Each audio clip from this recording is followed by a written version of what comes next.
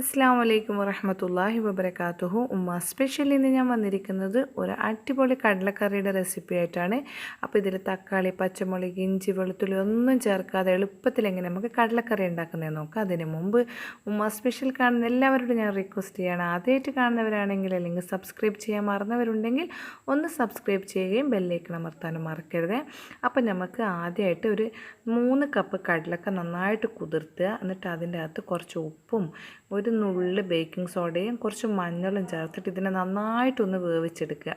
അപ്പം ഈ baking soda എന്തിനാണ് ചേർക്കുന്നതെന്ന് വെച്ച് കഴിഞ്ഞാൽ, ബേക്കിംഗ് സോഡ ചേർത്ത് കഴിഞ്ഞാൽ നല്ല കടലൊക്കെ നല്ല സോഫ്റ്റായിട്ട് നല്ല പഞ്ഞി പോലെ വെന്ത് കിട്ടും. അപ്പോൾ അത് കഴിക്കാനും നല്ല ടേസ്റ്റ് ആയിരിക്കും. അപ്പോൾ ഈ വെന്ത കടലക്ക ഉണ്ടായി ഇതേപോലെ വെന്ത് കിട്ടും.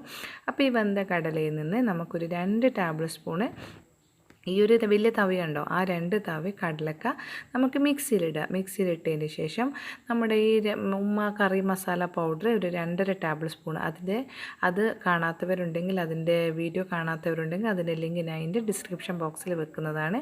അപ്പോൾ അതിനെ കുറച്ച് വെള്ളവും ചേർത്തിട്ട് ഇതുപോലെ മഷി പോലെ അരച്ചെടുത്തിട്ട് നമ്മുടെ ഈ വെന്ത കടലയിൽ ചേർക്കുക. അപ്പോൾ ഇതിൻ്റെ അകത്ത് ഞാൻ ഒരു സാധനവും ചേർത്തിട്ടില്ല, തക്കാളി, ഇഞ്ചി, വെളുത്തുള്ളി ഒന്നും ചേർത്തിട്ടില്ല. അപ്പോൾ നമ്മുടെ കറി ഇവിടെ റെഡിയായി. അപ്പോൾ അതിനെ കുറുക്കാൻ വെച്ചിരിക്കുന്നത് സമയത്ത് നമുക്കിതിനൊന്ന് താളിച്ചെടുക്കാം. അപ്പോൾ അതിന് വേണ്ടിയിട്ട് കുറച്ച് വെളിച്ചെണ്ണയിൽ കടുകിട്ട് പിന്നെ വെളുത്തുള്ളിയും വറ്റൽമുളകും കറിവേപ്പിലിട്ടിട്ടൊന്ന് മൂപ്പിച്ചത് സാധാരണ നമ്മൾ എല്ലാ കറിക്കും ചെയ്യുന്ന പോലെ തന്നെ. പക്ഷേ ഈ മസാല നമ്മൾ ഏത് കറിക്കും ചെയ്യില്ലല്ലോ, ഒരു സ്പെഷ്യലായിട്ട് ഉണ്ടായിരുന്നല്ലോ, പെട്ടെന്ന് പണിയും തീർന്നല്ലോ. അപ്പോൾ നമ്മളിതൊന്ന് ചെറുങ്ങനെ ഒന്ന് കുറുകി വന്നിട്ടുണ്ട്. ഇനി നമുക്കിതിൻ്റെ അകത്ത് എന്താക്കാൻ നല്ല മണമൊക്കെ വരുന്നുണ്ട് കേട്ടോ. അപ്പോൾ ഇതിനെ നമ്മൾ താളിച്ച് വെച്ചിരിക്കുന്ന നമ്മുടെ മസാല ഇതിൻ്റെ അകത്ത് ചേർക്കുക. എന്നിട്ടൊന്ന് തിളപ്പിച്ചിട്ട് കറി ഇവിടെ റെഡി ആയിട്ടുണ്ട്. അപ്പോൾ എന്ത് എളുപ്പമാണ് നമ്മൾ ഈ കടലക്കറി വെച്ച്.